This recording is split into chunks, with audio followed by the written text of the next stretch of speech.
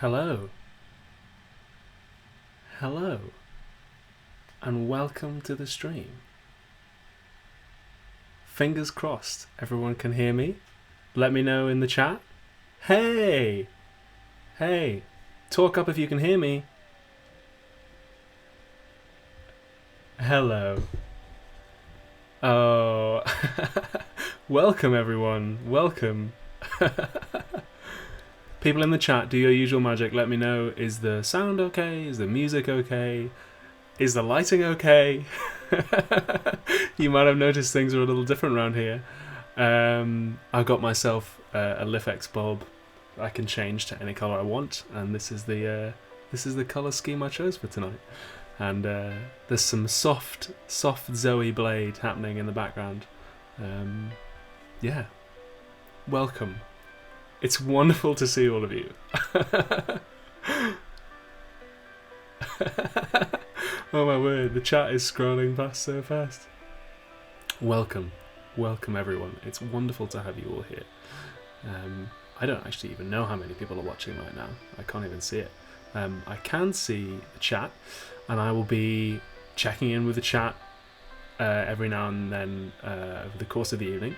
For those of you who have never been to one of these streams before, the way that they usually work is I will go through the last couple of videos that I did, in which case, in this case, it's the Cosmonaut one and the Transphobia one, and I'll go through my notes to self, like what I would have done differently if I were to do it again, and I'll check in with the chat if people have got feedback on it there, and I'll also actually have a look at some of the comments live.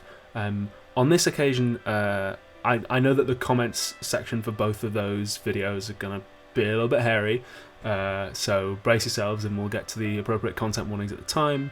And I've also screenshotted some comments to highlight as well. So welcome. Oh, I'm so excited.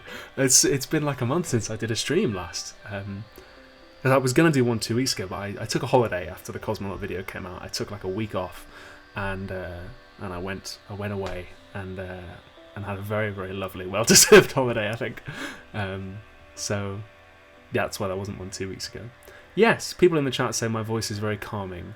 That's what I like to go for when we do a stream. I like it to be very, very chill, very relaxed. That also means people in the chat, I know that maybe some of the things we're going to be talking about on the stream, maybe some of the videos I did recently are people have strong opinions on, but do try and keep it chill, do try and keep it relaxed, and yeah, and welcome. Right. So, first of all, let's have a look at. Hey, look at that! It's a bit of magic that I can do. And let's go down into the comments and have a look at some of them. I'm just juggling several windows here, so it's hard for me to tell where exactly. There I am. Okay, let's go down and have a look. So I suppose I should say that some of the stuff we might see down in the comments of the Cosmonaut video might be a little intense. Over the last what is it, month since that video came out, I have received and read more stories about people's pain than I think probably most ordinary people ever have, except maybe psychiatrists and so on. So thank you to everyone who shared their stories with me, both in the comments and privately, and thank you also to everyone who sent me messages of support after that video came out. That really meant an awful lot. I was incredibly touched in just an overwhelming way by the response. I was really nervous to make that video. I was really kind of a bit scared. I worried that it would kind of tank my online brand, because I know that I'm pretty positive and pretty happy a lot of the time.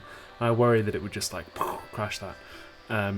But I knew also that I had to make it. So yeah, thank you to everyone who responded positively to that video, and thank you also to those who left constructive criticism on it as well, and we can hopefully go through some of that tonight.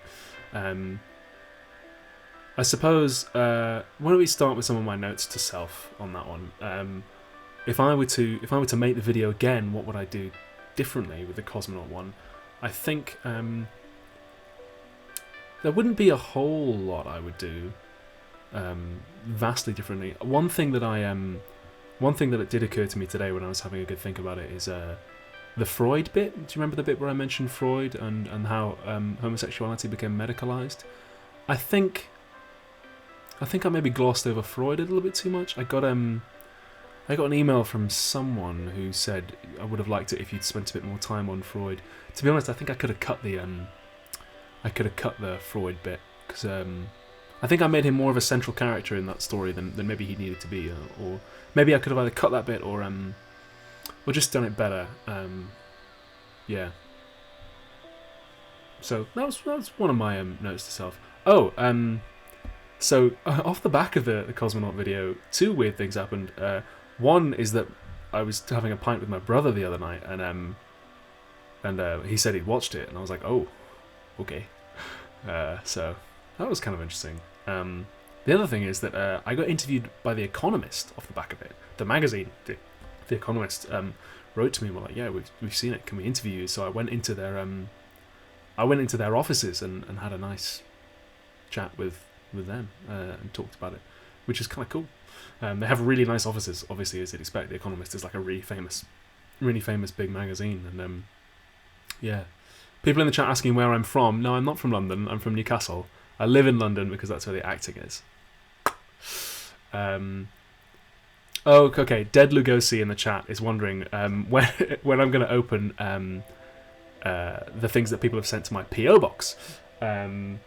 So since the last stream, on the last stream, I said the only thing that's arrived to the PO box is something for H-Bomb, because if you don't know, me and another YouTuber, H-Bomb, a guy, we have a joint PO box. And now loads and loads of stuff has arrived. There's a big pile of packages, and now only one of them is for H-Bomb, and all the rest are for me. So I don't know. H-Bomb's going to do his big stream, I think, soon. If you don't know, he's going to do stream Donkey Kong 64 for 3 days, and then after he's done with that, we'll sort out a date for him to come down to come down. Probably he'll come down here to London, and we'll do a stream. He'll probably do a stream rather than a recorded video, and we'll open the whatever's in the PO box. Yeah, it'll be fun.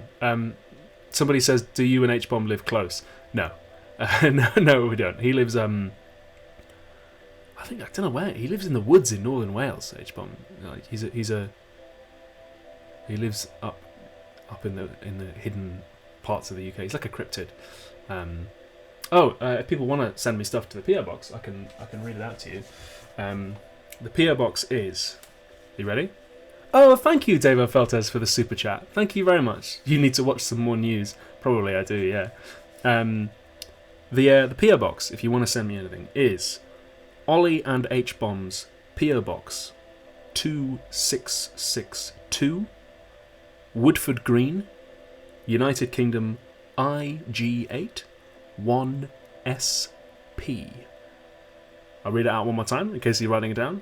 Ollie and H-Bomb's PO Box 2662, Woodford Green, United Kingdom, IG8 1SP. Oh, and if you send us anything, do make sure to write on the package who's it for, and please don't send us anything perishable, because I've no idea when it's going to be. Open. So, yeah, I'm looking forward to open all of these presents. It'll be like a YouTube Christmas. Can I pronounce grass and bath to prove that I'm from the north? Yes, I can. There you go. I don't know when the Economist interview is going to come out, or even if it's going to come out, because the guy who was interviewing me said that he was going on holiday for a few weeks, and that he also didn't know what the final piece was going to look like. He might interview me and a few other people, because he wanted to do it about mental health in the UK. So, I don't know what the final piece will look like. And it might not come out. It might be that the piece just doesn't work. You know, that happens sometimes when you do creative stuff. But whenever it comes out, obviously I'll link to it on the Twitter, unless he's just absolutely lambasting me, in which case I'll be like, oh god, maybe I won't do that. But yeah, somebody back a while ago in the chat said, getting back on topic to the Cosmonaut video, said that they were intrigued by the David Bowie connection to the Cosmonaut thing. And yeah, so I mean that came pretty late in the game for me. That came after I'd already written the script. I was actually just listening to the album Black Star. For those who don't know, David Bowie's final album Black Star, I think it came out like two days before he died. And he wrote that album when he was dying. He knew he was dying of, I think it was liver cancer. And when he died, I saw somebody, and the album is like pretty obviously about him facing his death. And I saw, when it came out, I saw somebody say that Bowie was the only artist in the world who could look at his own death and think, yeah, I can use that. And I was like, that's interesting. That's a really kind of inspiring tale. So I incorporated a few, like the album artwork of Black Star in the actual title of the video, which was quite cool to have the little Black Star emoji, and in the thumbnail as well. And I listened to Black Star a lot on the day that I was recording. Oh my god, Christopher Metcalf just super chatted me $100. Wow, that's incredible. Thank you, Christopher. That's astonishing. Wow. He says, did you hang out in Baltimore with Nat? If so, what was your favourite restaurant there? Yeah, we hung out a while ago. I don't remember any of the names of the restaurants. There's really good oysters near where she lives. I guess those were really good. And I think one of the best meals we had was just in Boston, actually, because we were on the bus for like 9 hours, and then we were starving by the time we got off, and just had like a bacon cheeseburger. So that was really good. But thank you. And gosh, to Peter Bond, who sent me 50 DKKs. I don't actually even know what currency that is. Who says, your video on mental health kind of saved my life. Oh my word, Peter, that's very kind of you to say. I'm glad it can help. Yeah, I've gotten a lot of messages like that over the last month, even from people who have said, that they were right about to do something and then watched my video and then didn't, which is pretty astonishing. Like, yeah, I was chatting to another YouTuber a while ago and was saying it is weird. Like, for a few years now, I've been getting messages from people saying like your stuff saved my life, and you never know how true that is when you just get the email, but you hope it helps. I'm really glad that it was helpful for you. Yeah, more power to you, man. I'm really glad. What were we talking about? Oh yeah, David Bowie. So on the day that I was filming that episode, the Cosmonaut video, which was obviously like a very long, difficult day, having to do multiple takes of very painful things, I listened to Black Star a lot, and that really got me through it. Amelia Jane says, it was nice saying hi to you at Sitsi. I look forward to having you in my queue again next year. Oh, you were the volunteer who came up to me at the end of it. Oh, well, it was lovely meeting you too. Thank you so much. You made my day when you came up. That was really, really nice. Yeah. Like, amazingly, the Cosmonaut video, the mental health one, like, it hasn't been demonetized. I was certain that it was going to get just the chop straight away, but it hasn't. My tactic of going through the title and the metadata and all of it, and taking out all of the like any instances of the word suicide or mental health, and replacing them with like symbols like the @ sign and so on, was it worked. It has not been demonetized, which is really, really cool. Somebody whose name I won't murder by pronouncing says that my videos are really helpful to them as a beginning teacher. Well, I'm really glad. I'm really glad that they do. Yeah. What were we doing? Oh yeah. We were going through the comments on the Cosmonaut video. It was lovely that Zidnaf and Thoughtslime dropped by. That's really nice. Oh, these are so nice. If anyone needs to step out, because it's a bit much, then obviously, like, please do. A lot of people said that they cried off the back of it, which was really nice. I cried a lot as well. Yeah.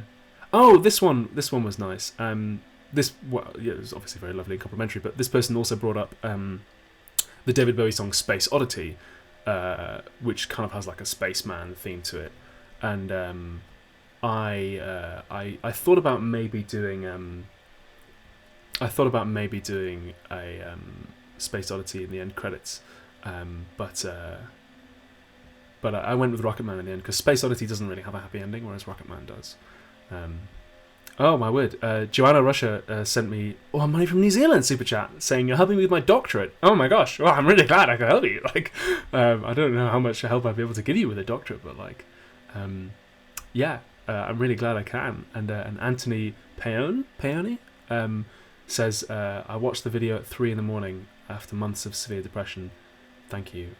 You're so welcome, Anthony. Like, yeah, I'm really really glad that was good for you. So Space Oddity, yeah, I thought about doing it, but it doesn't have a happy ending. So I wanted to go with Rocket Man as something like a little bit more optimistic, which was nice. A lot of personal stories from people, which was really, really nice. I do still read all the comments. I sit down every morning and I read them. I read a lot. Nice of Elon Musk to drop by. That actually made me laugh out loud. Especially the picture as well. That was really fun. Lady Frankenstein. Oh, it's lovely to have you in the chat again. Oh, it's nice to have you here. You've been in a few of my live streams before. I tell you what, I'm gonna because I know you're a good one, I'm gonna make you a moderator, Lady Frankenstein. But thank you for your super chat. You're pregnant and you should be happy, but I worry about money and an affordable place to live. Well, congratulations on your pregnancy. That's the first thing. That's like wonderful, and I hope it brings you a lot of joy. It's a very stressful time of life, I can imagine. I really hope things work out for you. It's difficult having kids. In fact, I've got my niece's christening on Saturday, so I don't think it gets any easier after they've been born either. She's just learning to talk. And she can walk now. She'll be running up the aisle. So yeah. But congratulations, and I hope that it goes as smoothly as it can possibly go, Lady Frankenstein. Curio in the chat says, I saw you in the play in Southwark. Oh, thank you. So for those who don't know, some of you might not know, I'm a professional actor in my other life, and I was in a play a while ago in London, and I was very surprised. I tweeted out that I was going to be in it. I thought maybe 1 or 2 people would turn up, but actually, like, the play sold out, and 1 in 10 of the tickets that sold were people who came to see me act and take my shirt off and all the rest of it. So yeah, that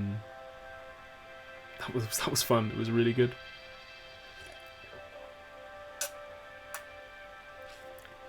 Somebody says, when do you give the gift of Das Kapital to your niece? She's not old enough to talk, so she probably isn't old enough to read.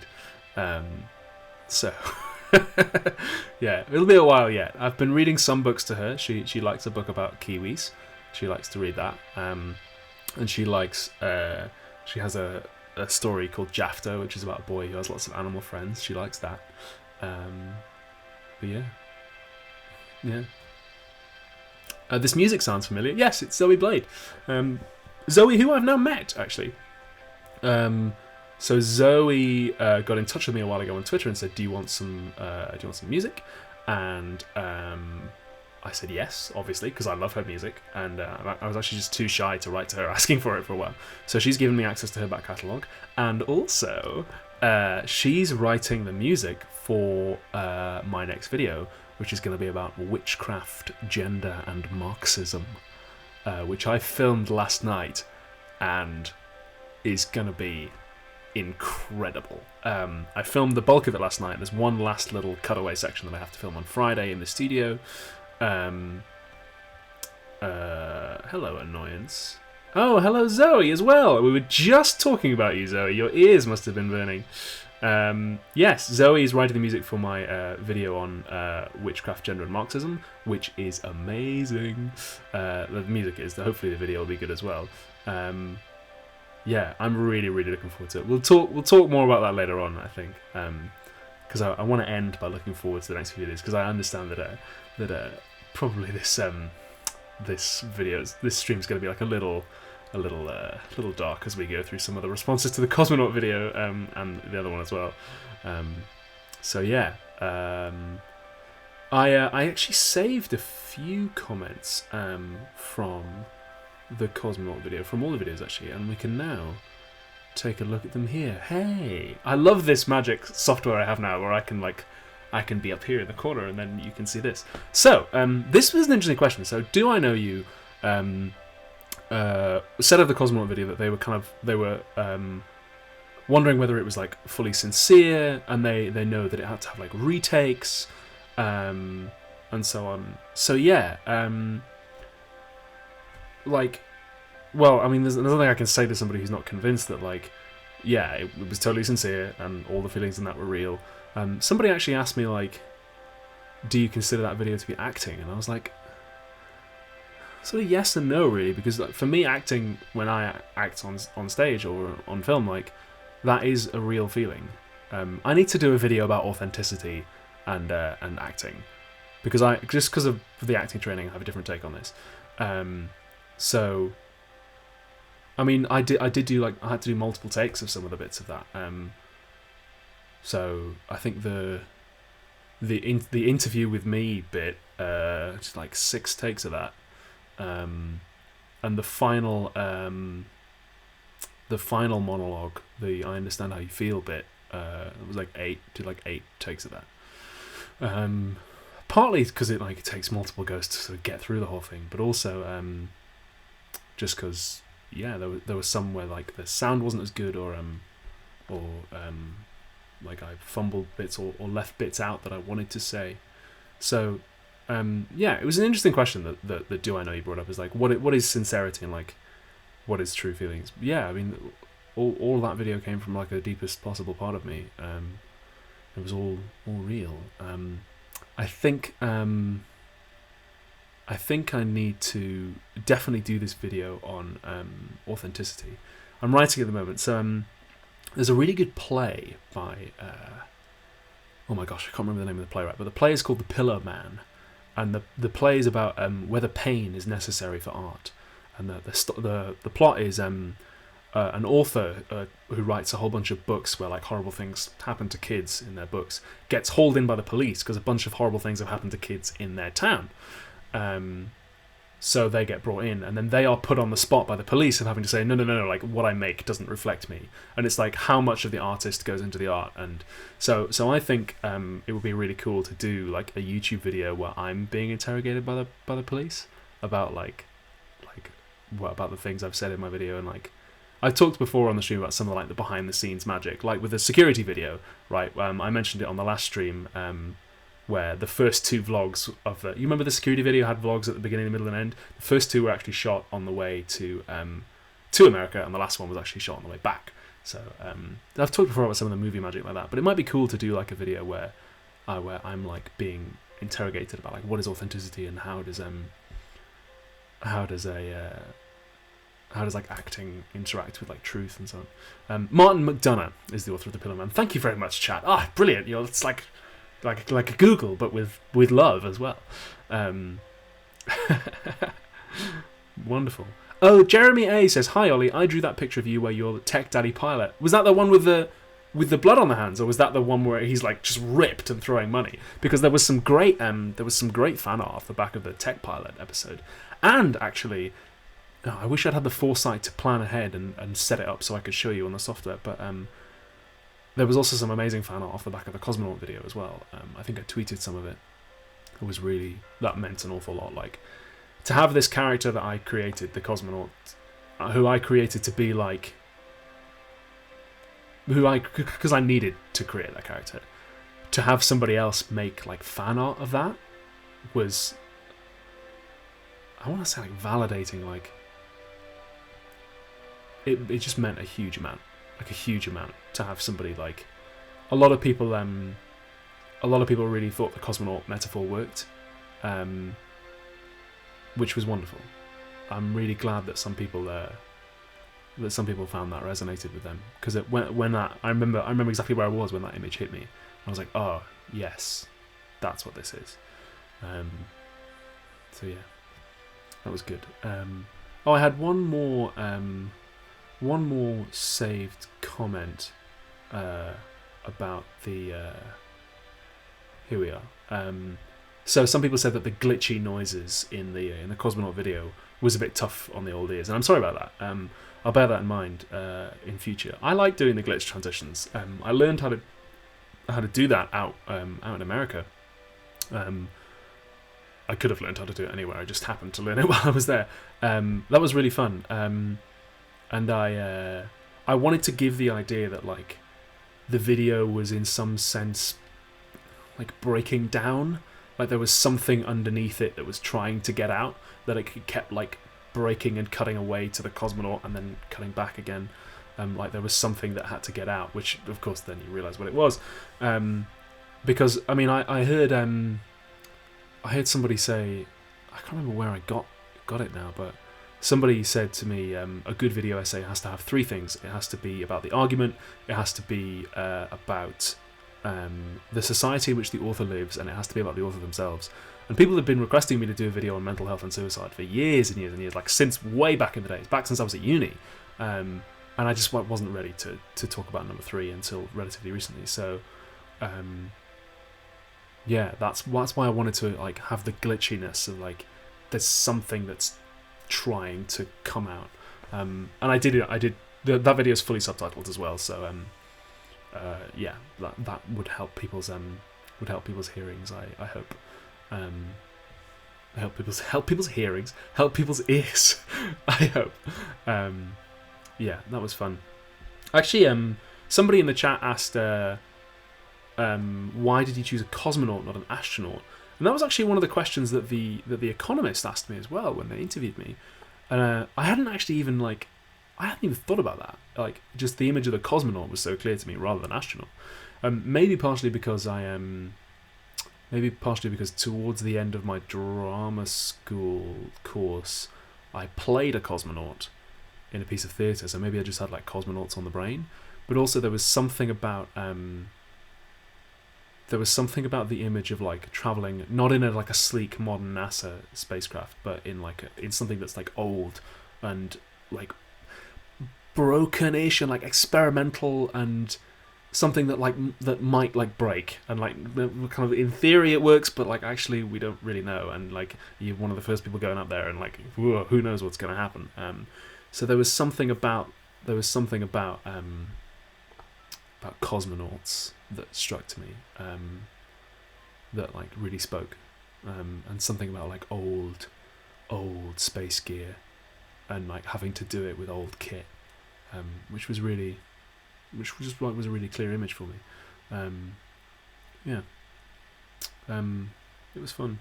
I'm glad that people like the new lighting in the chat. It's fun.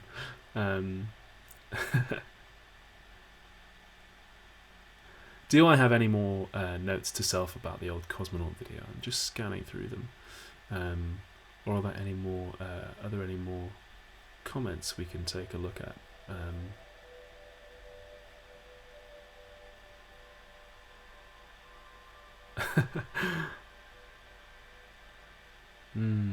I'm really glad that people just. I'm really glad that people enjoyed it, or well, not enjoyed it, but you know, found it important.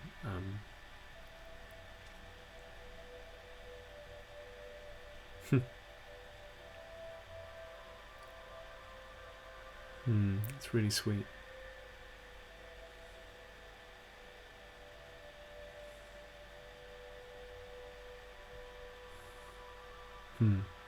Yeah, a lot of people cried. A lot of people cried.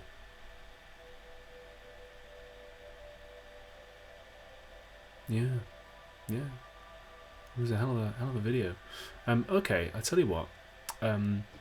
Why don't we move on to talking about the other video that I released in the last month, which was a transphobia and analysis. I guess first of all, my first reaction to that video is I'm really glad. My first one is I'm really glad that a lot of the trans people who watched it found it useful and enjoyable and like thought it was okay. That was my first reaction. Was okay, cool. Like I'm glad to have made something that people find useful. And I guess so why did I make it? So about a month before I made it, I got 3 separate messages. 2 of them were both from people saying that they used to be TERFs, and then they watched my stuff, and then they weren't anymore. And I was like, huh, I never thought of that as being like, if you'd asked me to make a list of all the possible reactions anyone could ever have to my video, like how they might change their mind, I never would have thought about that, because like I've never really talked about transphobia before. Like, can read between the lines a little bit and guess that I'm trying to create a channel where trans people feel welcome, and citing trans philosophers and so on, and economists like Deirdre McCluskey. But I'd never really explicitly talked about it before, so I was quite intrigued that I got 2 messages separately from people saying that they used to be TERFs and changed their mind. And I was like, huh, okay, maybe I can do some good here, or maybe I could, in some possible world, do some good if I talked about that topic a bit more kind of in depth. And then I got another message from somebody on Tumblr who said, hey, you're interested in philosophy and critical thinking. Have you ever thought about all of this? And they sent me a whole bunch of TERF stuff. And I was actually, I was like quite upset. I was like, oh my God, like I really don't feel good that somebody could watch my videos and come away with the impression that I thought this sort of thing was okay. Or that I would ever be like sold on that. So I was a bit like, yeah, when I got that message on Tumblr, I was like, I need to do something about this. I need to nail my colours to the mast here, and really do a video about it. So originally I wasn't even going to do a video on, I was like, oh, I'll do it at some point in the middle to far future. And I was actually planning on doing a video about stoicism. Stoicism. And there was something about like stoicism and Britishness, which I thought was interesting. And I got quite far along in trying to write that episode, almost to the point. Well, I'm not almost, like I actually my research assistant John did a bunch of research on stoicism for me, for which I paid him, and I was actually like beginning writing the scripts for a video on stoicism, and I was like, it's just not. I'm just not interested, there's just something missing. And I happened to turn the page of my notes in my big file of philosophy notes, and the next page was skepticism, because the skeptics responded to the Stoics. And I was like, oh, okay, there's something about skepticism here, which is quite interesting. Maybe I'll do it on that. And then originally, like for a long time, it was gonna be about like ancient skepticism and the skeptic community on YouTube. I did a whole load of research. I had like loads of notes on the skeptic community. Watched a lot of videos, which I didn't really need to watch, which is unfortunate because all of them were pretty garbage. From famous skeptics on YouTube, and it was going to be about like how skeptic went from Pyrrhonist to like rational science to like what it is on YouTube. And then while I was compiling the notes for that, I thought, oh, I wonder how this. It was something like the word critical like came into my brain, and I was like, I wonder how this fits in with like gender critical feminists, and I was like, there's something there. And then I remembered Talia Betcher, whose lecture I listened to a while ago, talking about metaphysical skepticism, and I was like, okay. So then it was going to be like skepticism, YouTube skeptics, and then there was like a little parentheses about like transphobia, and then I was like, you know what? It's the video's about this. It's about transphobia, and like the skeptic stuff. The kind of YouTube skeptic stuff I got rid of, and that was all cut, apart from just that one bit about like sometimes on YouTube skeptic doesn't mean that sort of thing. So yeah, that was where that video came from. And then as soon as I realized that it was going to be about transphobia, I was like, oh, okay, now this is the video I need to make. Which meant I had to make like a few last minute like messages to people. I was like, okay, if I'm going to do this, then I obviously need to hire like trans people to be script consultants. So I did. I sent out a lot of like last minute messages, and fortunately Riley and Nat and Casey were all on board, and gave me some absolutely bloody brilliant notes as well, which I really appreciated. So that was how that video came about, really. Yeah, it was very nearly like about something else. It's funny how that happens sometimes. Sometimes it all comes together pretty last minute or like pretty chaotically. Often I'll be like struggling with a video, and then I'll go, oh, in fact, you know what? It was actually went through another iteration, because originally I was like, okay, I'm gonna do about transphobia, but I don't want to just like I don't want it to like blow up in my comment section. So it was originally like the first 7 minutes were about ancient Greek skepticism, and it was going to be skepticism and transphobia, right? And I was going to like bury it, because something I used to do a lot for the sake of a quiet life, like I did with my Hegel video, was put like the SJW stuff like 10-15 minutes in. So you have to sit through like 15 minutes of Hegel before you get to like the juicy stuff, right?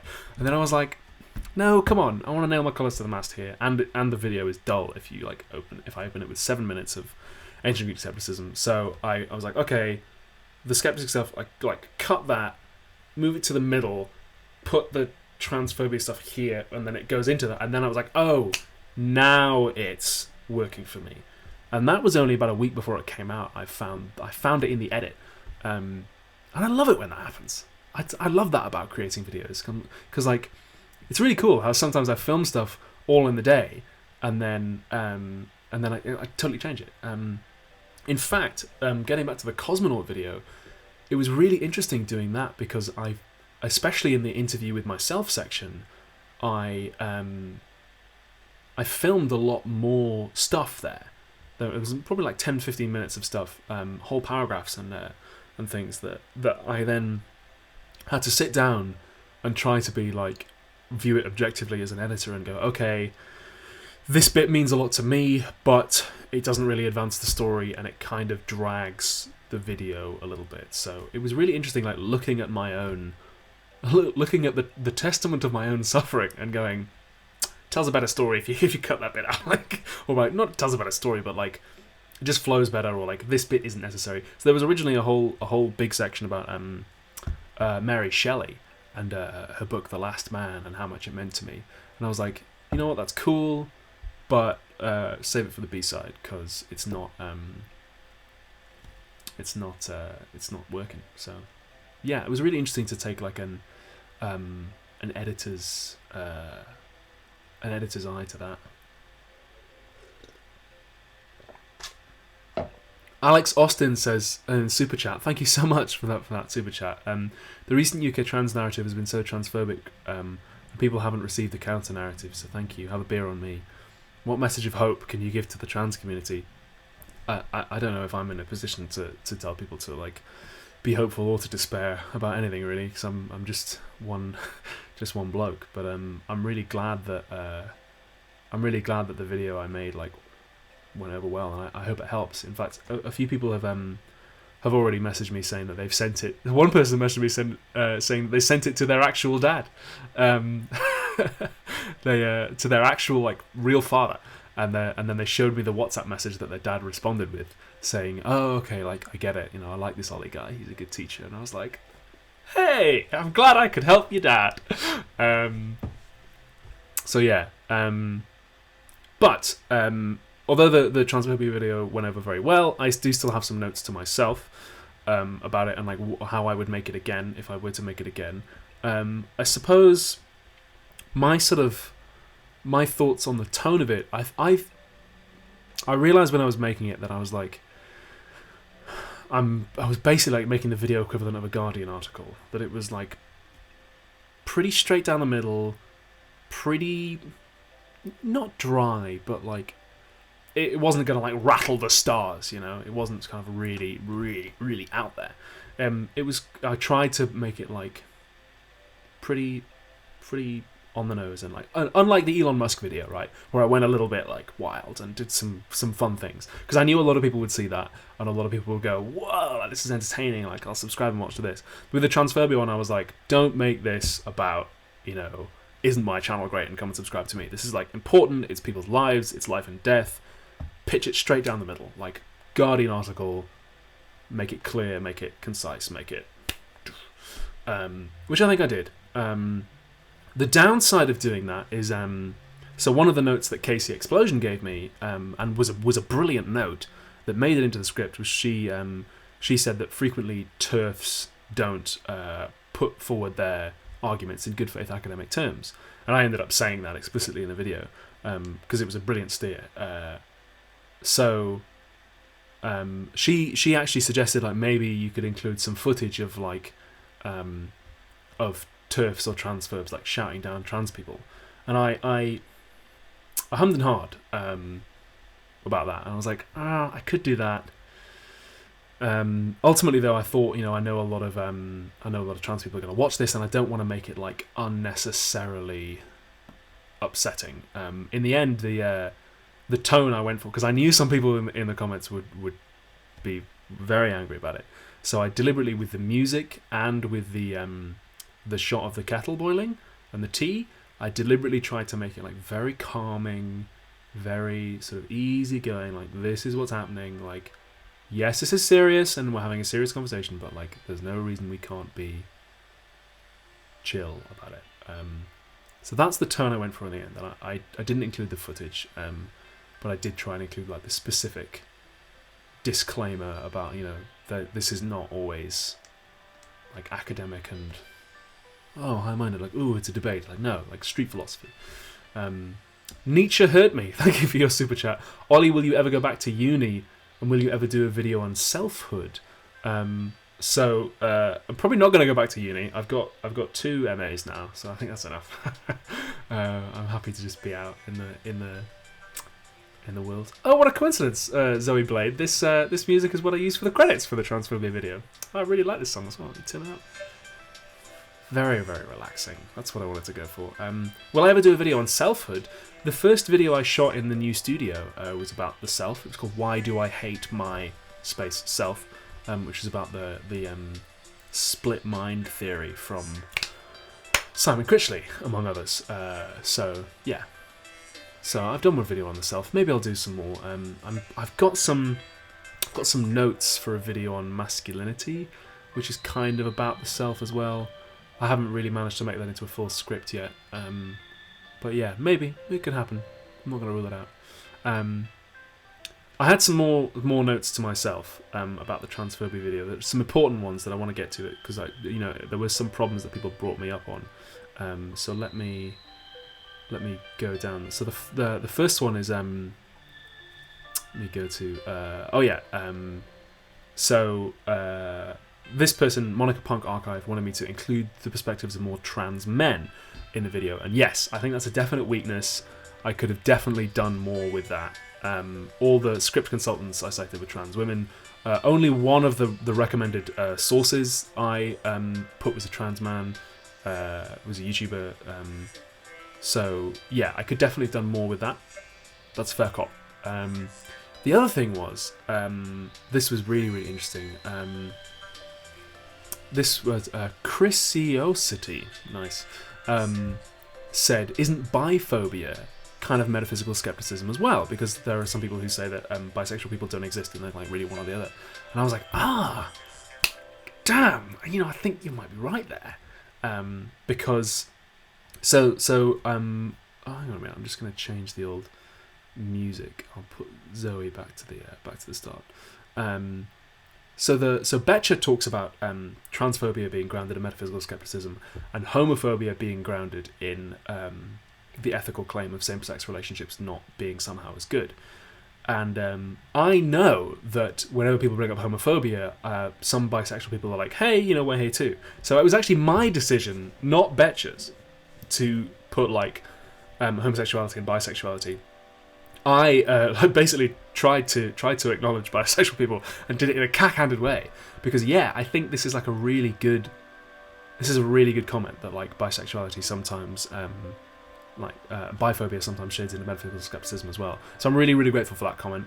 And that's my bad. That's totally my mistake. Thank you for bringing me up on that. I thought you were spot on.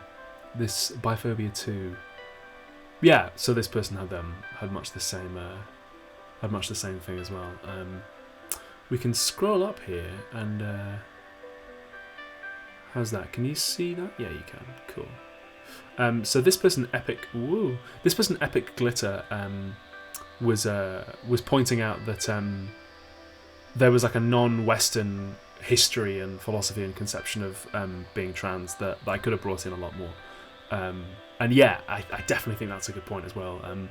The video I made was very is there a word? West? Oh, Eurocentric. That's the word I'm looking for. I was about to say West-centric, but that sounds like a town in Wales. West-centric. So yes, I definitely think that could have been better. I think similarly, Laura B has an Indian trans friend who says that it's very American, the kind of way that I'm structuring it. And yes, I suppose like the political discourse that I'm exposed to is pretty Eurocentric, and a lot of the thinkers that I read still are pretty Eurocentric. So yeah, I think that's a definite, like, if I were to do so when I try and develop my notes to self, I always go, if I were to make the video again with infinite time and money, what would I do differently? So yeah, I think that's definitely, like, including fixing the mistake I made about bisexuality, and including more non-Western discourses would be really, really good. That would be nice. Would be a nice way of fixing it up a little bit. Okay. What other notes to myself did I have? Oh yeah. So quite a few people said they didn't think TERFs were going to be convinced by the video, and I actually agree, but they weren't the people I was trying to reach with that video. And I was actually I mean, I thought obviously like hardcore transphobes and TERFs aren't going to be convinced by this, and like trans people don't need convincing, but I was like, what about your dad? I don't know if you heard that, but it sounds like my flatmate just dropped something big on the floor in the kitchen. So I was like, I want to make the video for your dad, and like related to this, a lot of people were asking themselves, or in the comments of that video, being like, okay, like, who is your dad, or on Twitter, were like, what exactly does your dad mean? And I don't really have like a full-on theory of your dad, but for me, the character of your dad is just like somebody who just wants to say the right thing. You know, they kind of really don't want to think about it. Just want like a quiet life. And we're just like, yeah, okay, like whatever I need to say to like say the right thing, like if that's okay, cool. And I was like, okay, so your dad wants to be comfortable, right? And not really have to think about it too much. So I was like, how do I make those people? Because I've met a lot of people like that, both like older. In fact, the archetype of your dad came from a party that my parents had for their anniversary a while ago, and they had a few of their friends around who were like very much like that, who were just like, yeah, whatever I need to, whatever, yeah, I just don't want to like, yeah, don't want to be called don't like, they wouldn't want to be like called a racist or anything, but they also like don't really want to think about it too much. So I was like, how do I reach those people, often like fairly privileged people, and it's about like making them just uncomfortable enough to take the next step, which is also like part of why I made that video very calming and very like a Guardian article, like straight down the middle, trying to go too wild and out there, otherwise I'd be like, oh, what is this, and not trying to be too aggressively moralizing. There was like a degree of moralizing because it is like a moral issue, but not like front loading it with like you have to do this. Because I know that if you say that to your dads, they're like, oh, well, you know, I'm entitled to my opinion, and blah, blah, blah, blah, and they go away. So I was like, how do I just be like, I get it, like, I used to be where they say, like, I understand this, but have you thought about maybe taking the next step? And also, like, framing it as, like, a technical distinction, as, like, here's, like, some, like, philosophy, like, metaphysical stuff, so you have to be quite clever to get it. I was like, that's how I get your dad, is by making them just uncomfortable enough, like, there's just a little bit of a stick, because, like, hey, this is, like, transphobic and this is bad, but also, like, here's the carrot, you get to go, I'm very clever for understanding it, and I'm now woke TM. So I was like, that's the kind of video I want to make, pitching it at your dad, which is why I even said, like, straight away at the start, I was like, you know, trans audience, take the day off and go to the pub, because you're not going to need this. Although some people did say that they appreciated like hearing about Betch's ideas anyway, which is really nice. Thank you for that super chat, Benjamin Hume. Would you ever make another video on meat or veganism and how you feel about it, considering the parallels vegan philosophy has with leftist values? Maybe. I'm not going to rule it out. Yeah, I'm not going to rule it out. It's not something that's on my like list of, oh yeah, let's do stuff like that. But I think is Mexi vegan? I think so. So, yeah.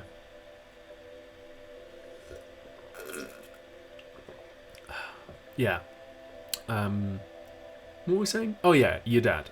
Oh yes, this was another thing that a lot of people in the comments got pretty hung up on, which was a lot of people were angry because like, are you saying like that so if your dad is saying, oh, you know, people should be able to wear whatever they want, I don't care, are you saying like that's like bigoted? And I was like, I think it's a little more subtle point than that like, because I even said, like, I probably still know the script, so I'm saying word for word, like, in Betch's opinion, like, your dad is better than outright hostility, but can do better. I was like, that's what I'm trying to say. I'm not being like, say, you're like, your dad who says, oh, you know, whatever people want to do is like the equivalent of the Klan, right? No. I wanted to, I mean, ultimately that's not my decision to make. But I was like, that's not quite what I was trying to say in the video. So yeah, some people and also some people said like, how can saying people should be able to do what they want, it's okay with me, be bigoted? And I suppose I could have made it clearer that it was less about like the content of the words and more about the way your dad says it. I was thinking about the people at that party that my parents threw, who were just like, yeah, it's a kind of at once an opening and a closing. Like it's an acceptance and a dismissal at the same time. So it's not just the words; it was also the way it's done. And I think maybe I could have made that a little bit clearer, especially for people for whom like English might not be a first language, or who might. I think your dad is pretty UK, pretty Britain as a reference. Some people might have been like, wait, not quite. So yeah. Yeah, that's a way that it could have been improved. What else? Oh yeah, a lot of people really hung up on the dating preferences thing. I could have included that. I could have included that in the video. I think it would have required a little more care, because I don't know if your dad is quite making those kinds of arguments yet. I think your dad is on a more basic level. It tends to be people who are already like a little bit knowledgeable about the discourse, who are making the kind of dating preferences arguments. So yeah, maybe I could have included that a little bit better. Yeah, that could have been nice if I talked about that. But yeah, a lot of people got hung up on that. So yeah, maybe it would have been good to talk about that. Alison Holly, thank you for your super chat. Lovely to see you again. I remember you from a few streams. Here's a softball question: what's your favourite food? And hello from Texas. A favourite food? I'm gonna have to go with Chinese. Do love a good Chinese. Definitely. And I've just lost it. But Conrad May, thank you for your super chat as well from Canada. I was wondering if you'd ever do a video about ableism. As a disabled person, I find videos explicitly on the subject are rare, even in left circles. Yeah, this is something I want to do. I think you're right. I think there's a need for it. I need to read more. I need to read more about it before I can do anything about it. The only book I've read in recent memory about philosophy and disability was Stacey Clifford Simplican's The Capacity Contract, which was brilliant. I didn't get as much out of it as I could have done though, because it's responding to a bunch of other stuff which I hadn't read at the time, so I would maybe have to reread that. That was the video that ended up inspiring Why the Left Will Win, which in hindsight is personally one of my least favourite videos. But it's done really well. So, yeah.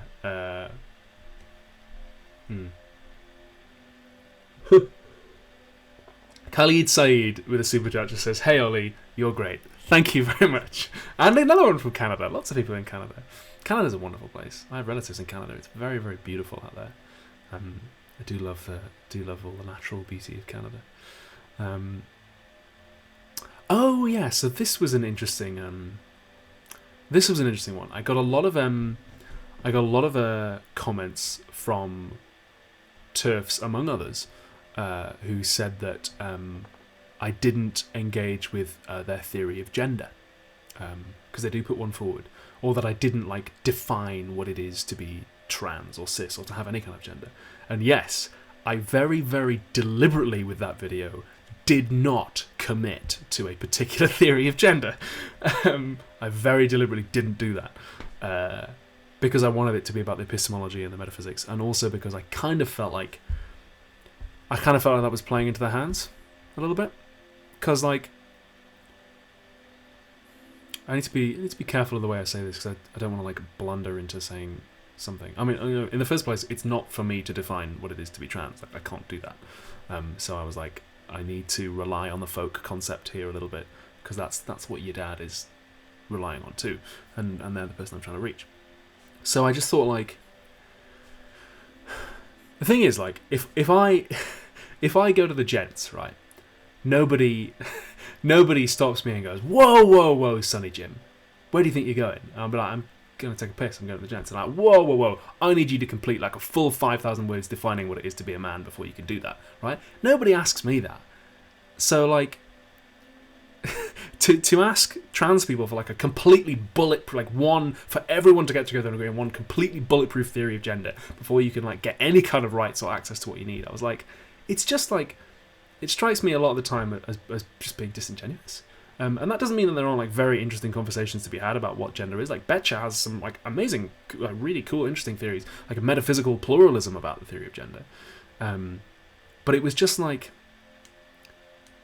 I think to say there's a conversation to be had here, and I'll be like, okay, but why is it that if you're genuinely gender critical and you gender is an oppressive institution and a construct that needs to be destroyed, cool, that's an interesting point of view, but why are you only bringing that up when trans people are trying to advance their rights?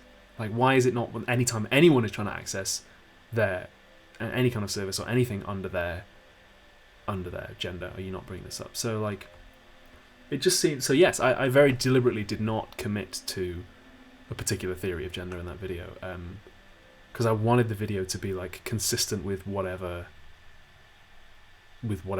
theory people were working with, and I say working with rather than having solved it. So yeah, that was why I didn't do that. Centipede 12 or Centipede XII says in the super chat, thank you very much. Can we email you with book recommendations? You certainly can. So I still read all the emails that get sent to me, and I still read all the comments. Just about. It's getting to the stage now where it's difficult to read them all, but I do still manage. And Nana has nothing to say in the super chat, but thank you very much, Nana, for your super chat as well. That's very, very lovely of you to do so. One of my other notes to self from the transphobia video was that a lot of people enjoyed me reading Hume in a Scottish accent, unless they were Scottish.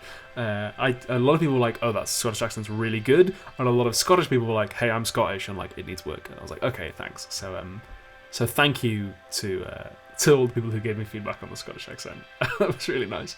I was honestly just bored recording it, so I decided to do it in a voice, so why not? Oh, another thing was, you know how I did like fart noises when I was saying like TERF, turf? Some people were saying, is that a reference to, I think it was I saw it on Twitter a while ago, where people were saying like TERFs shouldn't be called TERFs, like they should call them farts. It was like feminist appropriating reactionary transphobes, something like that. And somebody actually somebody left a comment underneath the video saying, oh, I love that, and it got like 300 upvotes. That's actually just a coincidence. It wasn't deliberate. A lot of people were like, that was so clever, and I was like, I wish I could take credit for that. It was actually just a total coincidence. I was, again, bored whilst editing and decided, you know what, I'll put some fart noises in there. just to make myself laugh. In hindsight, maybe that wasn't something that was going to persuade your dad all that much, but yeah. That was just a coincidence. Sorry. Also, the drill tweet that came up when I was talking about Sextus Empiricus, again, I was just bored while editing. It was just like I was looking at the quote from Sextus Empiricus, and I was like, I can't hold on this same thing for 30 seconds. What else am I going to put in there? And I was like, oh yeah, there's that drill tweet. Yeah, that'll go in. Stick that in. That'll be great. Alexander Pashin, thank you very much for your super chat. That's very, very kind of you. And Amelia Jane with another super chat says, I know you only wanted books on your list, but I actually wrote one on feminism and gender, and I'd like to send it to you. Would that be cool? It's pretty short. Well, I'll tell you what, Amelia, why don't you email me and tell me all about it, and if it's cool, then yeah. I mean, you can send me books through the old PO box, but I just can't guarantee that I'll read them, because I've got a lot. I've got a stack of books this high. Yeah. So thank you very much. Has Christopher Metcalf, have you just super chatted me another $100? Did you mean to do that? That's astonishing. Thank you. Thank you. Thank you so much. Oh my gosh, that's wonderful. I don't know what to say. Thank you. I'm all emotional now. You're very, very sweet. I don't know how to move on now. I don't know what to just hold on that beautiful, beautiful moment with Zoe's wonderful music in the background. Thank you. I only had one more note to self from the transphobia video. Wait, no, I had two. And here's a big one. So the video was... so I could have mentioned non-binary people more, is basically the note. I could have explicitly brought that up. I wish I had, in hindsight. That would have made it better. Especially with the GRA consultation going on at the moment in my country, and one of the questions on that, I filled it out today. One of the questions on it is, should the UK recognise non-binary people? And I was like, I really wish I'd mentioned that in my video. That would have been good. Yeah. So I wish I'd done that. People in the chat are very lovely. It's nice. I'm going to mispronounce your name probably, but Satanico Aldo, nice, says, yo, filler-tube guy, daddy, notice me. You have been noticed, my friend. Thank you for being in the chat. And Ellie Harrison, thank you for your super chat. Says, your support for trans people has been really helpful for me with the current aggressive climate towards trans people in the UK. I'm really glad it could. I'm really glad it could help. Yeah, just doing my best. 27th letter. Thank you for that generous super chat. Says, I've been following you for 4 years. Wow. I mean, I've been doing it like 5.5. So all the changes you must have seen. 27th letter. Thank you for sticking around for so long. I'm glad that I've been able to make stuff for 4 years straight that you found interesting, especially considering how much it's changed. But anyway, they said, I'm curious, if you were to recommend the single book you thought was most central to your worldview, which book would it be? Ooh, that's tough. I probably can't just recommend my diary, because that's probably pretty central to my worldview, although arguably not. I'm tempted to be like, the complete works of Shakespeare. But no. I honestly don't know. I don't know. I've never tried to put my worldview in a nutshell. I guess, and also because my worldview has changed so much in the 4 years since you've been following me. 27th letter. So it would be tough for me to encapsulate it. A while ago, I thought about getting a tattoo on my arm of all the authors who've changed my life, just a list. And I was like, well, my outlook on life has changed so much in the last few years that maybe I get something now, and it's in a few years' time I'm like, I really wish I didn't have like Lenin on my arm. That was just an example. Or maybe in 5 years' time I hate Shakespeare, and I'm like, I wish I didn't have that. So I don't know if I could really do that. I'm sorry. I guess my mantra for the past year and a bit has just been curiosity, not ambition. So yeah. Another super chat. Thank you very much from Marchi Swart. I'm sorry if I've mispronounced that. Any advice for someone who wants to start their own channel? Also, I really hope you get some quality therapy very soon. It really helps. Well, thank you for that well-wishing. For someone who wants to start their own channel, I get asked this a lot. And just the number one bit of advice I always have is like, don't go into it with stars in your eyes. I guess most channels don't really go anywhere. So I would say don't get into it for like fame and money. I know it's very easy for me to say that, considering I have in fact made it my job, and occasionally I'm slightly famous in very limited contexts. But yeah, I'd say just don't go into it with stars in your eyes. Curiosity, not ambition. It's a good mantra. Because I get asked that a lot. The other thing I would say is get a good microphone. It's people notice audio quality before they notice video quality. That was one of the best bits of advice I got, was get a good microphone. Taliesin Garland in the chat says, Philosophy Tube, how did you get into acting? I've been acting as long as I can remember. Some of my earliest memories are of being on stage. Doing it since I was like 4 or 5 in school plays and so on. I've been doing it for so long, and I wanted to do it straight out of school, but it wasn't really an option. So I went to uni first, and I didn't really know what I wanted to do after I left uni. And so I remember one night I sat down and I asked myself, okay, for so long I've been like, what do I want? And I haven't been able to answer it, but what if I flipped the question on its head? What if I said, out of everything I do, if somebody said I couldn't do it anymore, how would I feel? And so I said, well, if somebody said I could never study philosophy again, I'd be like, okay.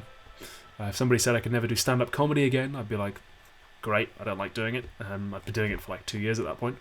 But then I got to acting, and I was like, if somebody said I could never do acting again, I'd be devastated. I don't want to live my life where I can't act. So I knew I had to do it. And then I took a year out and auditioned for drama schools. And after I finished my master's in philosophy, I went to drama school and became an actor. And I was like, yeah, this is what I've got to do. And admittedly, like whilst I was at drama school, completely as a result of being at drama school, changed the way I look at life and acting and everything. But still held on to and even embraced even more tightly to my heart the desire to be an actor. And yeah, I just love it. I love it because I can use all of me when I act. It's not just a brain thing or like a body thing, or a creativity thing. It's like all of it at once.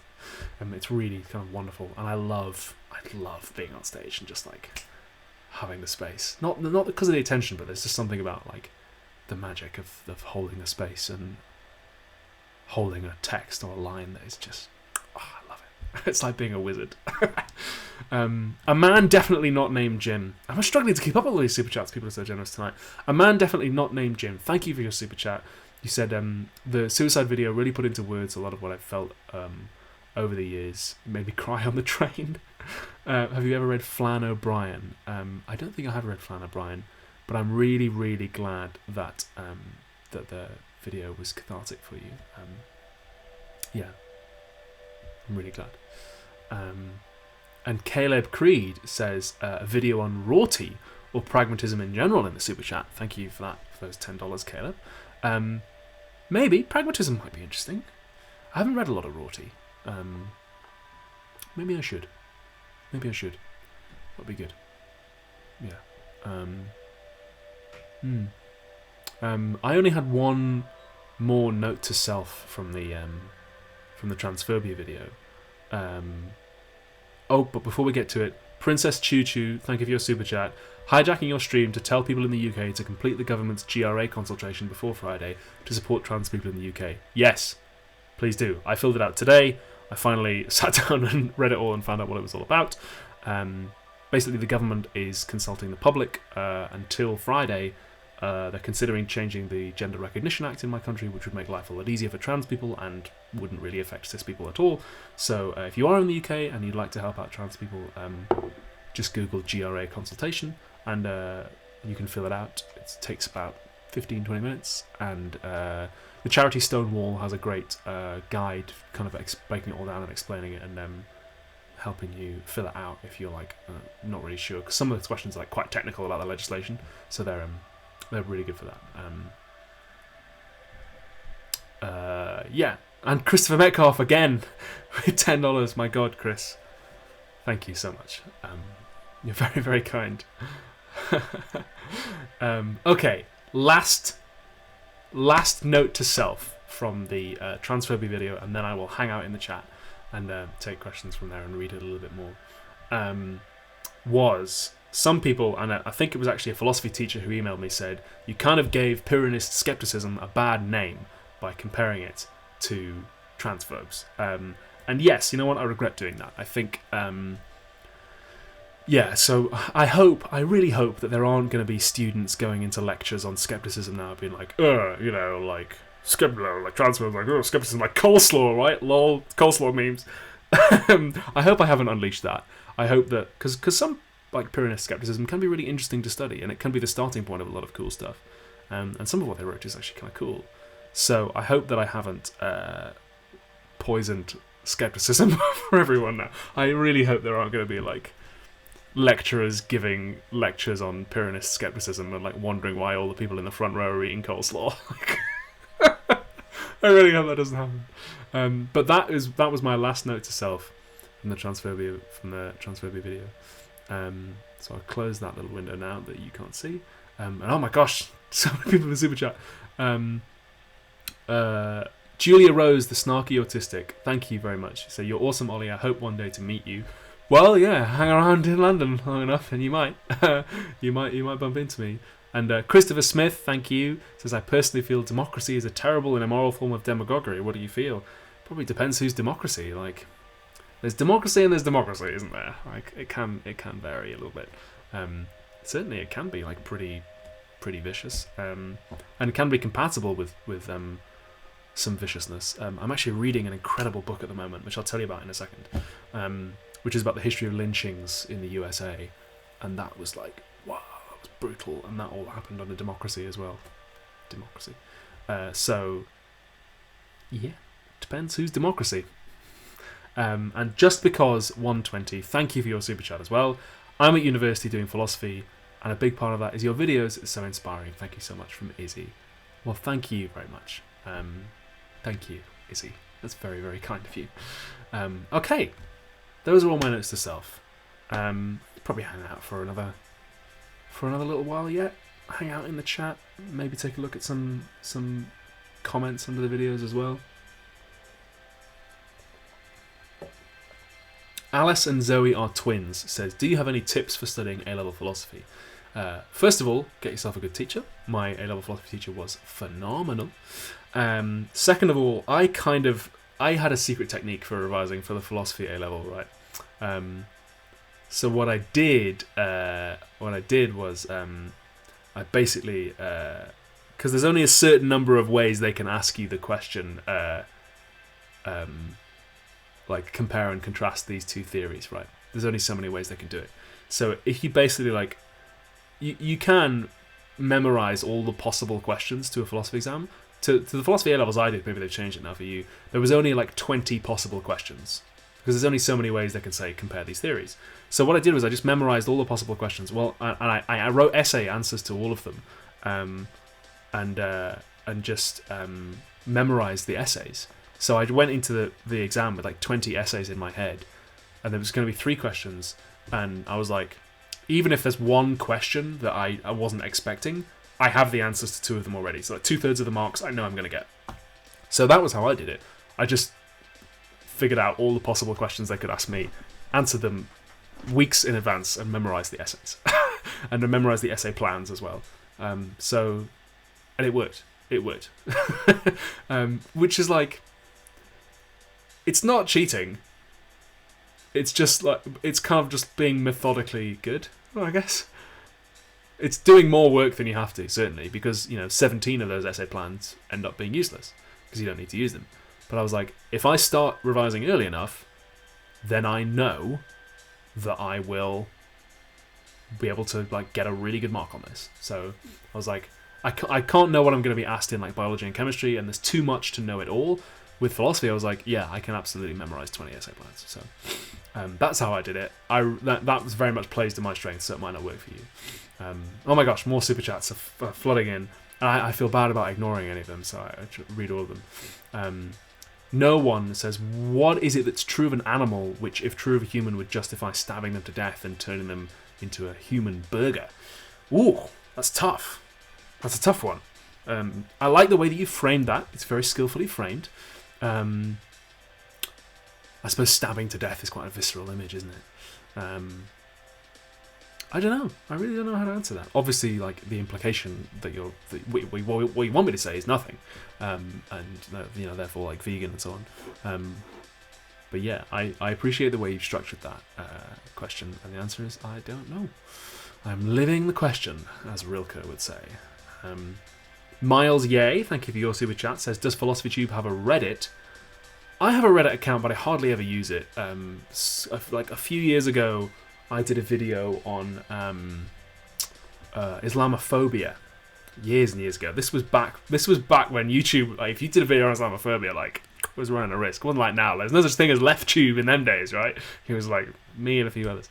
I did a video on Islamophobia, and it was about the work of a philosopher called Shireen Razak, who I very much enjoy. And I posted it on our philosophy, and it was removed on the grounds that it wasn't philosophy. It wasn't proper philosophy. And I was like, that's bollocks. I'm not going back. And I haven't really been on Reddit since. There is a Philosophy Tube subreddit, but like, as far as I know, no one uses it. I just haven't really felt the need.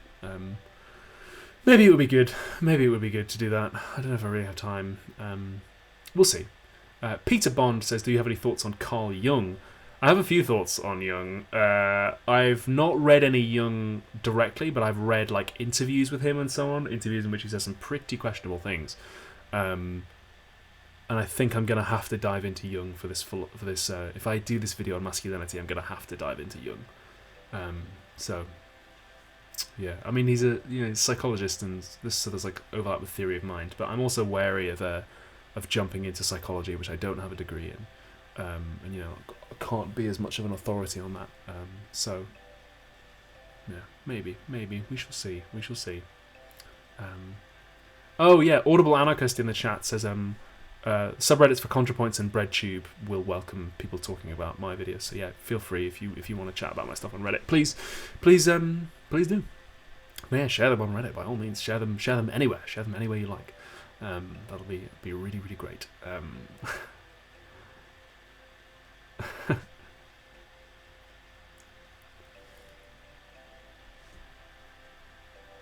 I'm just reading the chat now as well. It's just hanging out. Oh, it's a little difficult because I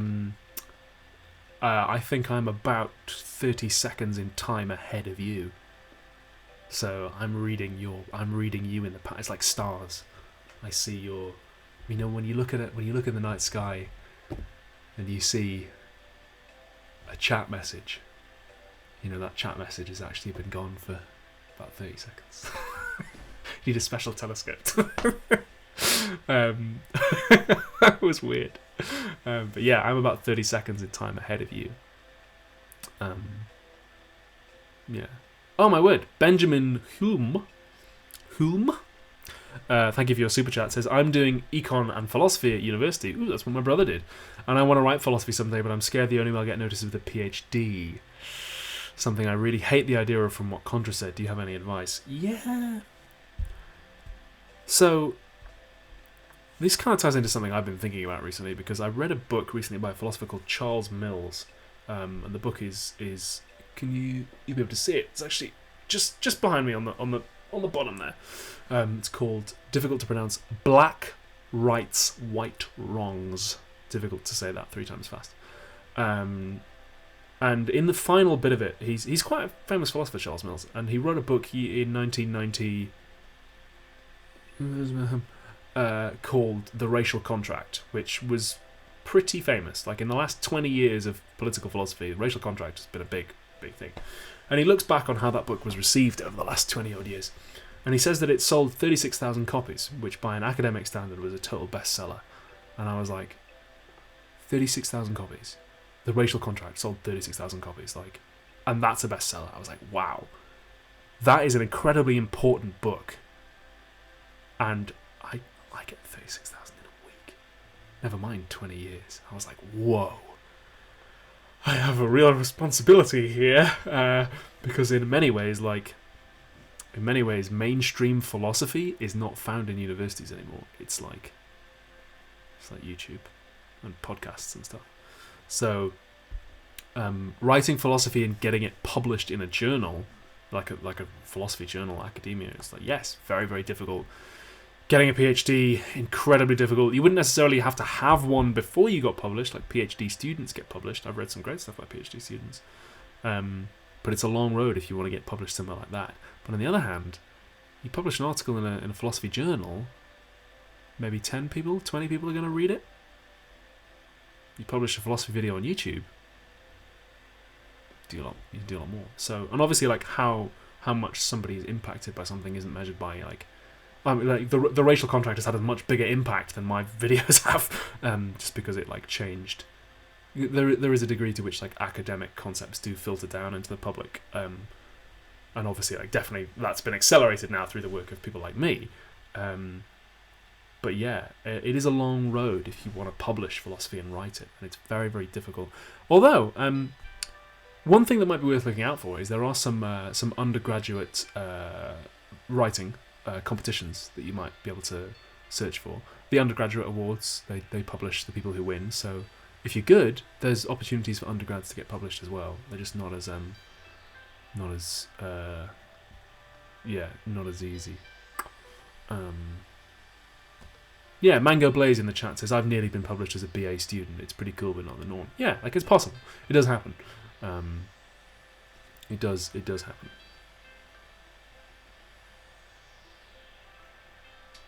Oh, Alexander Pashnin with a little super chat, 2 euros. Thank you very much, Alexander. It's very kind of you. Nice to have you here. Oh, this song from Zoe again. I love it. I love this song so much. As soon as I heard it, I was like, that's what has to be the end credits for the Transphobia video, and I just want that image of the kettle boiling, and also of me setting up the kettle to be boiled. I just thought I really want to end on that nice, calming shot, and hopefully have very lovely calm comments, which did not happen. It did not happen at all.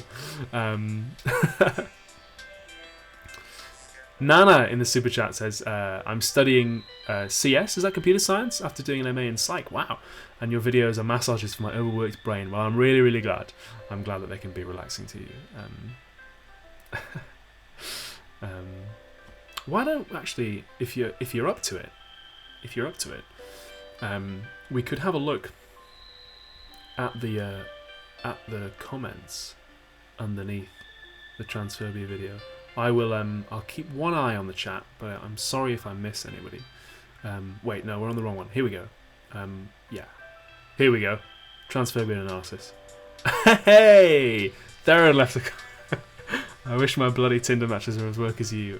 Well, thank you very much, Darren, if you're watching. And Lindsay left one. Wonderful. Can't let go of Daddy. That's because I said in that video, your dad is not Daddy. Put Daddy out of your mind. Jack O'Connell in the super chat, thank you, says, what are your thoughts on solipsism? You tell me! No, I don't think it's true. And I'm guessing from the fact that you just super chatted me that neither do you. So I'm sorry I can't pronounce the name of the person who's just super chatted me, but thank you very much. I also don't understand your message, because I don't know what meow meditation cosmic purr is. But thanks for being here anyway. I really appreciate it. Welcome along. What else? Oh, Peter left a nice one too, which was shared experience as evidence. Yeah, I think I did. I think I brought that up in a video I did ages ago on was it 1984? I think it was that. Yeah. My glasses keep slipping. Thank you for your super chat. Says, considering your love of Shakespeare and philosophy, would you ever make a video about the two framed together? Yeah, I've been putting more and more Shakespeare in. You'll have noticed I did some in the Cosmonaut video. There was some Hamlet, and also I suppose that was a way of criticizing what Hamlet has to say, and the kind of the stance he takes on his own potential suicide. The witchcraft video that's coming out soon. Yeah, that's gonna have some Shakespeare in. That's gonna have some Macbeth in. Obviously, it's gonna be some witches stuff. But then there's also it's gonna end on the monologue from Prospero at the end of the Tempest about what is it? Deeper than ever did plummet sound, I'll drown my book. About him throwing away all his magical implements. So yeah, that'll be fun. But yeah, maybe I could do something like putting them more together, because I bloody love Shakespeare. It's brilliant. I'm actually actually I can't say that on the chat, but I'm doing something Shakespeare related tomorrow. It's not a performance, but anyway. You know what? This pink lighting's nice, but why don't we? It's been such a long time since I did a stream that I forgot that we like to have candles when we stream together, don't we? So ASMR.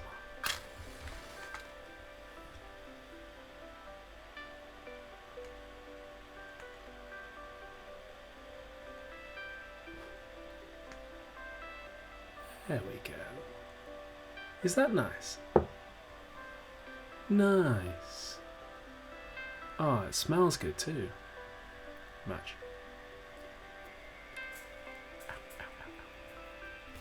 Ow. That match is still hot. I was sitting next to a fire last night. Okay, so now I can tell you about the next video. And we can end the stream by I'm just going to try and chuck this in the bin. Wish me luck, otherwise it's going to make a stain on my carpet. Now we can talk about the next video that's going to be coming out, which I'm super excited for. So as I mentioned at the start, it's going to be about witchcraft, gender, and Marxism. Mainly about the history of the witch hunts and how they've shaped our modern ideas of gender and economics. So I was filming last night. I hired a professional film crew to do it because we were filming at night, outside, by firelight, with the best costume I've ever done, by far, and some truly incredible makeup, which I love. And I'm so lucky that my mate Guido was just at the flat where I was filming, and I was putting on the eye makeup, and he said, oh, actually, try this as well. And he gave me his eyeliner pen, and he had some tips on the eyeshadow and so on. So the makeup for it looks it looks pretty phenomenal. Potato McWhiskey, thank you for your super chat. Says, put an eggplant in the chat if Ollie's facial hair makes you moister than an oyster. Well, I'm glad you like it. Every now and then I consider taking it off, but I'm glad everyone likes it. So last night I was filming. I had this coloured light up here, and I was changing the colours of it depending on so part 1 is red and part 2 is green, and then it changes colour depending on what I'm talking about. Yes, I did my makeup, says Vic Sill, so if it's terrible, blame me. So I had the coloured light up here, and then I had a fire here on the left, and my mate Simon was standing by with some firelighter fluid, and every time I said something dramatic he was squirting firelight fluid so the flames go like that. And at one point he put a bit too much on. As I said something, it was about witch. I was like, oh, the witches. And then like the flames actually come into the shot. You can see it. I haven't seen the footage from that yet. So like hopefully the footage will be really cool. I should get to see it maybe tomorrow or Friday. Because I hadn't filmed outside before or at night, so you know what, I'm just going to hire a professional company to do the filming for me. So they recorded it in with not my DSLR little camera, but like a big Beastie Boy, right? Not the Beastie Boy, it's a big Beastie camera. So it records in some sort of ridiculously high definition format that they have to then process for several days. They have to give it to like a supercomputer at the Pentagon to chew over. So yeah.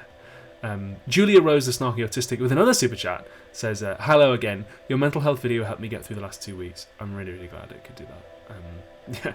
I hope someday to meet you. I want to be an actress, so maybe we'll work together. Well, I look forward to it. I think that would be great. I'd love to work with you. That would be fantastic.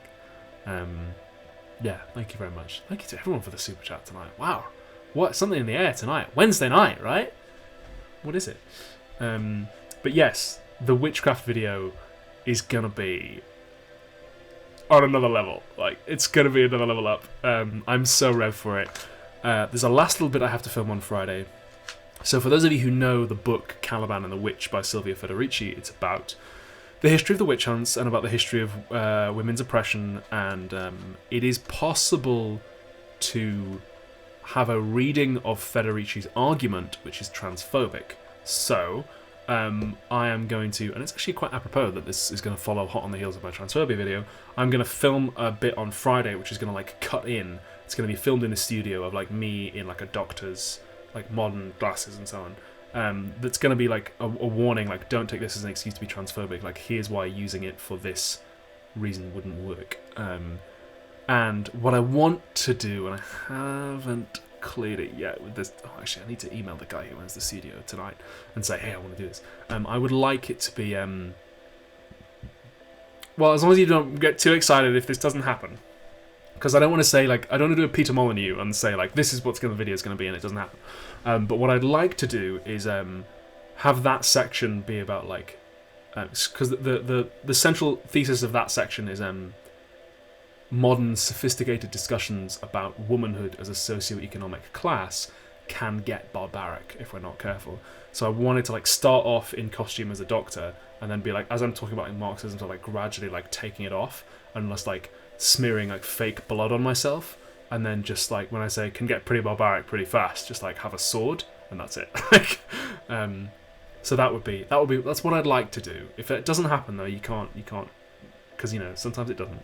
They might say we don't want fake blood all over our studio, in which case, yeah, that's what I'd like to do. That's the final chunk I have to film.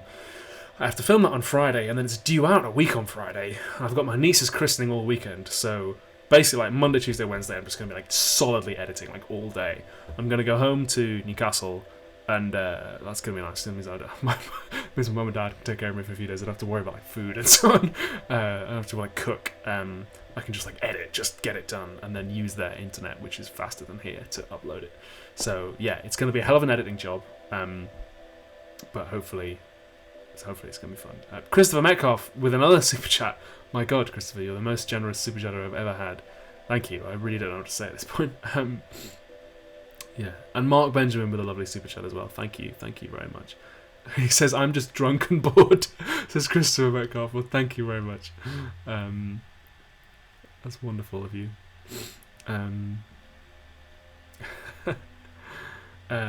Yeah, so the witchcraft video, I think it's going to be really fun. I'm excited for it. Yeah, I can't wait to see the footage. Like, it has to be processed by this massive computer, and I need to. I'm like itching to get my hands on it and play with it. But yeah, it's going to be fun. And then the video after that, which I'm also going to film on Friday, is going to be about well, it's kind of about Kant, and it's kind of about like how philosophy gets made and how it gets written, and also how we deal with philosophers who have like a lot of racist baggage. So Kant said a lot of racist stuff, and it's kind of like how do we deal with that? But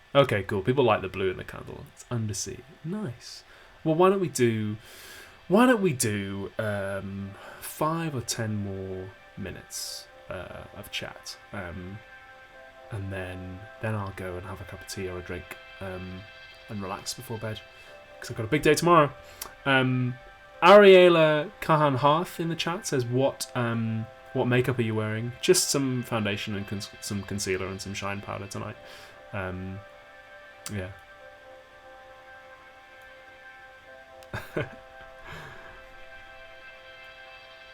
Ollie, will you consider coming to Scotland or having a meetup in Scotland? We could teach you the accent, says Faith Lapine. I don't know if I'd ever do a meetup in Scotland. I mean, I'd love to go. I should go back. I should go back to Scotland. It was a happy, happy time. Maybe I will. There might be a chance to go there at some point in the next few months. But yeah. I'd like to take a holiday to Scotland. I took a holiday recently, a nice one, but I went south rather than north. I went to Brighton for a week, which is wonderful. But it would be nice to go back to Scotland. I miss the cold. It's too hot down south. Rachel, thank you for your super chat, says, nice light, Philosophy Daddy. Thank you very much. You know what? The light I bought myself, but the cable that connects it and the microphone were all bought by fans of the show from my wish list. So really, thank you to all of you who got me this lovely light.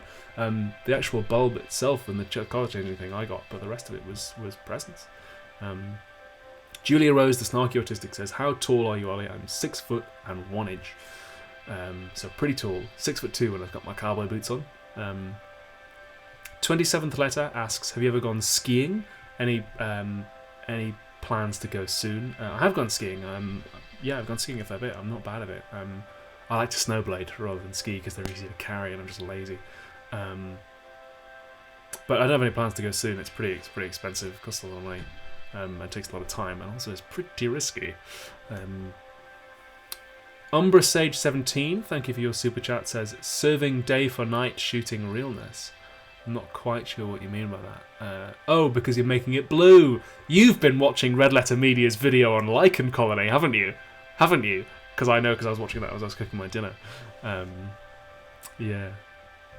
Oh, Vixil says that they're going to the Ashmolean Museum on Sunday. So, currently the Ashmolean Museum in Oxford has an exhibition on witchcraft where I went last week to do research.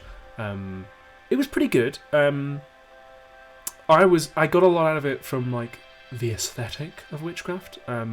So you will see, when you see the video, that I have something around my neck.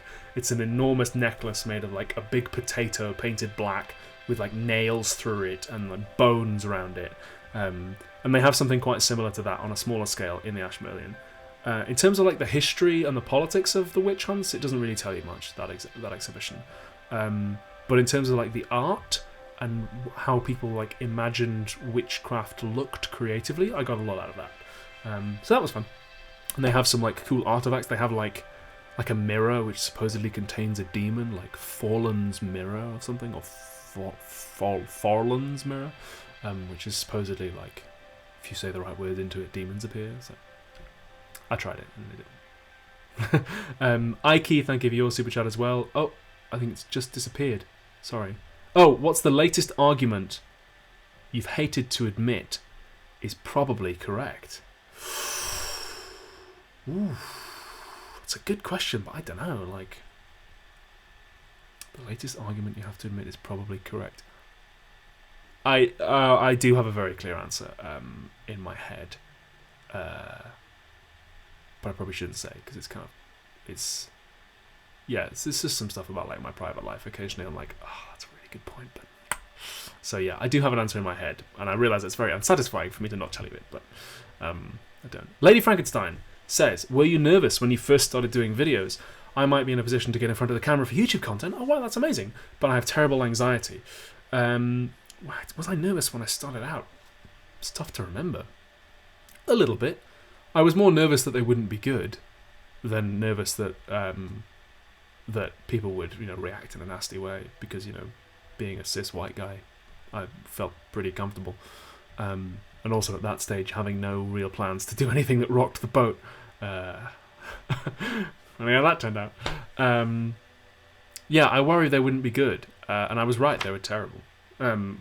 well, a lot of what I made was terrible. It continues to be. Sometimes I make stuff and I'm like, that bit or just that little bit of it is really bad. So I was right, but I came to terms with the fact that what I was making was going to be bad for several years. It was. I used to edit in iMovie of all things, you know. I didn't know what I was doing. I had to teach myself. So yes, I was a little nervous, but you know, I've been doing it nearly 6 years now. I'm not bad at it, I don't think. Okay, why don't we say 5 more minutes, and I will put on some nice Zoe music to play us out.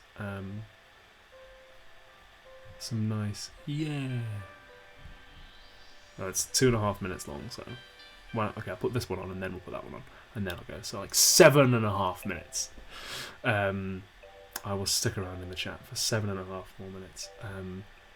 Pixie Dust says Pixley Dust, excuse me, says I'm going to start doing videos soon. I look forward to hiring you for voice talent. Yeah, please do. Yeah, if you ever need a voice actor, please do. I submitted myself for a job, a professional voiceover job today, voicing a sarcastic robot for a video game, which I probably won't get, but it was fun to do anyway. I like submitting for voice acting jobs because you get to see a little bit of the script and record a little piece of it. It's always good fun. Yeah, I did. I still can't tell you about it because I'm still on an NDA because it hasn't come out yet. But I have done an audiobook. I know a lot of people are keen for me to do. I know a lot of people are keen for me to do an audiobook. I've done one. I'm not breaching my contract if I tell you it's a sci-fi. But yeah, I've done an audiobook, and as soon as it comes out and I'm allowed to tell people about it, I will of course tell Twitter. And then if you want, you can have me reading sci-fi in your ears wherever you go. Arta Yeon, thank you for your super chat, says, socialism, do you have to keep it down for the liberals, TM? Especially how Labour is fighting to make it fashionable again. Do I have to keep it down for the liberals? Occasionally, you know, at parties, if my mum and dad throw a party, I'll you know, I won't go too hard on the lefty stuff in front of their friends, because you know it's a party. Sometimes I do go a little overboard though. There's that meme that says like, I promise I won't talk about politics 2 pints in, and it's just like, come on. So yeah. Jazza, hello Jazza. Oh, I'm so glad you're in the chat. It's really good to have you here. If those of you who don't know, Jazza John runs a fantastic YouTube channel and he's a friend of mine in London, and says, have you filled out the Gender Recognition Act consultation yet and told all your followers? Yes, I have. I have filled it out and we talked about it earlier on in the stream. Just in case, if anybody is around in the chat and has not heard and you're in the UK, the government is consulting people on changing the laws to make life easier for trans people. If you Google Gender Recognition Act consultation, you will be able to tell the government what to do. But you have to do it by Friday, and the charity Stonewall has a guide that will explain it for you and help you fill it out if you like. So yes, please do that if you want to help trans people in the UK. And thank you very much, Jazza, for A, being here, you absolute bloody legend, and B, reminding me of that. Unknown ceilings. What kind of crisps are your favourite? I'm a cheese and onion man. I'm a cheese and onion man through and through, but in public I'll have salt and vinegar, because if you eat cheese and onion and you're on a train, it's a bad time for everyone involved. Jazza, I'm so glad you're here. I'm so glad that you I'm so glad that you're here, but also I'm leaving in like 5 minutes because I'm gonna have a cup of tea before I get to bed. Also, I really need to pee.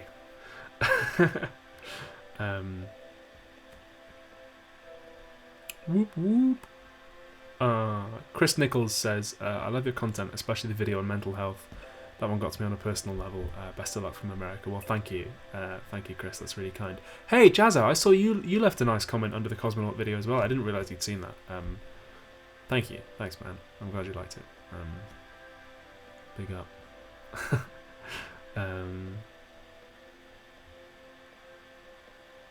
Chat's flying past now. Tips for somebody starting philosophy at uni. Yep, I get asked this all the time. The tip is, do the week 1 reading in Freshers Week, do the week 2 reading in week 1, do the week 3 reading in week 2, And in this way, you will be a week ahead of everyone else. You'll get an extra week on all your essays. If you just invest a couple of hours in Freshers Week, you will be streets ahead, and you'll go to every lecture knowing exactly what you know and what you don't know, so that you'll be like, oh, okay, I need to pay attention to this bit because this is the bit I need a clarification on. Honestly, it's the best possible thing you can do. Do it. It's again, rather like my exam technique at A-level philosophy, it's not cheating, it's just being really good methodically. And just working hard, basically, but in an organised way. Skeledra Man says, will you ever make a video on meta-ethics? Maybe on the open question argument or moral error theory? Yeah, I think I'd like to. Yes. There is a video I want to do on meta-ethics, but it's incredibly technical. It's about Boydian natural realism and homeostatic cluster theory. I want to make a video on it, but it would be like so unbelievably technical that I'm not sure how useful it would be. If I ever find a way of doing it and making it fun for myself, then yes, I will. And thank you for your super chat. 27th letter says, are there any fiction books you're particularly fond of? Yep, get asked this a lot. Every time I say Mary Shelley, The Last Man, my favourite fiction book in the world. Thank you for your super chat. Good reading. Okay, we're into the final 2.5 minutes because it's Zoe's wonderful music playing us out. I love this music so much. I was so happy when Zoe... I was going to mention it earlier on, and I didn't get round to it because I got distracted. But I met Zoe. I met Zoe Blade and her lovely partner, Nina. I met them both in Brighton on my holiday. We had pints and drinks, and it was a wonderful, wonderful evening. So I'm really, really glad to have met Zoe now. And she's writing some music for me. So yeah, it's really cool. I had a wonderful time in Brighton. Honestly, it was a dream. It was an absolute dream come true. Yeah, lovely, lovely time. So I hope you can hear this music in the chat.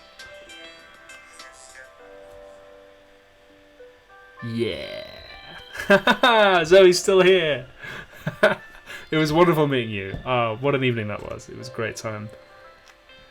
Got pretty drunk at the end of that, to be honest. Like, there's cocktails at the end in what was it? The Salt Room. It was a good time.